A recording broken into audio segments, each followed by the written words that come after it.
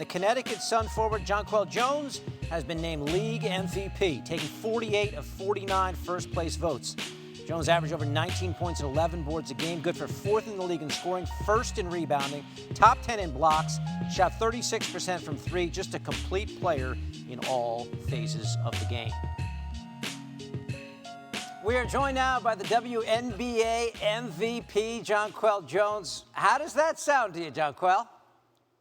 It sounds pretty good. It sounds great, to be honest.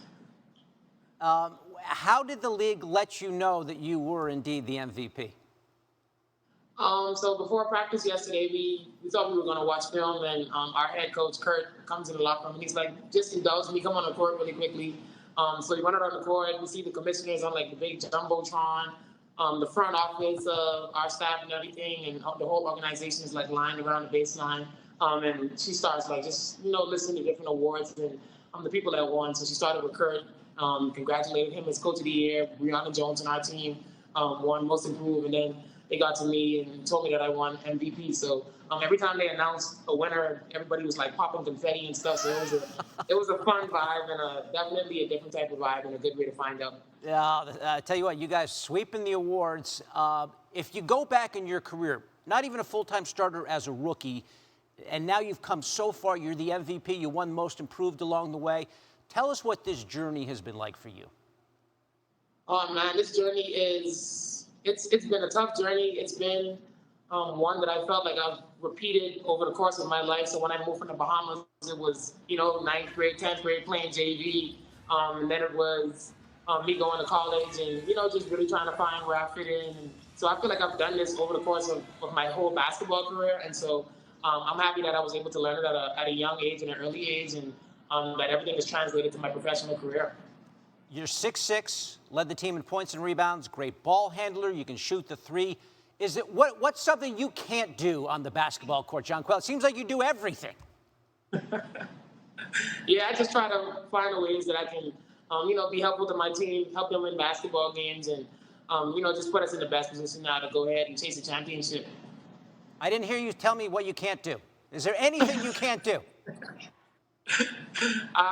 Not really. There you go. That's from the MVP right there, people. This is an exciting time, aside from the individual stuff, because you guys have a game one of the semifinals against the Chicago Sky. On paper, you guys were 10 games better than the Sky this season. So what kind of a challenge does this team present?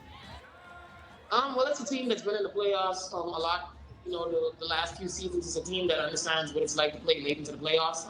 They have veterans that, can lead the team, and Allie Quigley, Courtney Vandersloot, and definitely Candace Parker. And so we have to be prepared and understand that the regular season record doesn't matter at this point. It's about game one. It's about locking in and winning in one possession at a time, one quarter at a time. You had the best regular season record, 14-game winning streak at the end of the year. You haven't played now in a little bit, 8 or 9 days. How have you handled that break? What have you been doing?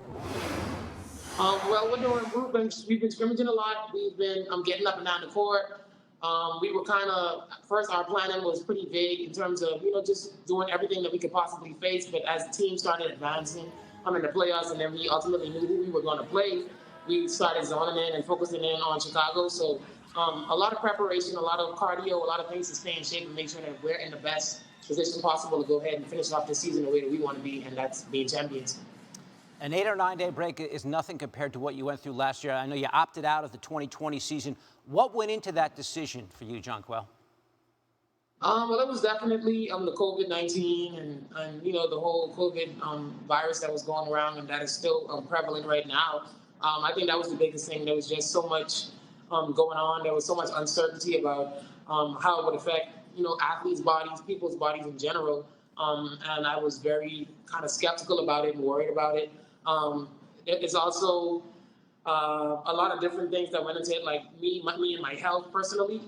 A lot of WNBA players, the majority of us, we go overseas, and so we really don't have a lot of off time. We don't have a lot of downtime. So after we're done with the season, we probably get like 2 weeks, if that, and then we have to go overseas and fulfill those overseas commitments. And so for me, I felt like it was the perfect time for me to just rest my body, kind of just recuperate a little bit, and use the time to get better off the court, but also just focus on my family and being around my family who I haven't been around for a very long time. Well, I've got to say, it certainly paid off as we're speaking to the WNBA MVP, Jonquel Jones. Jonquel, once again, congratulations to you and best of luck to you and your team moving forward. Thank you so much. Thanks for having me. Thanks for watching ESPN on YouTube. For live streaming sports and premium content, subscribe to ESPN+.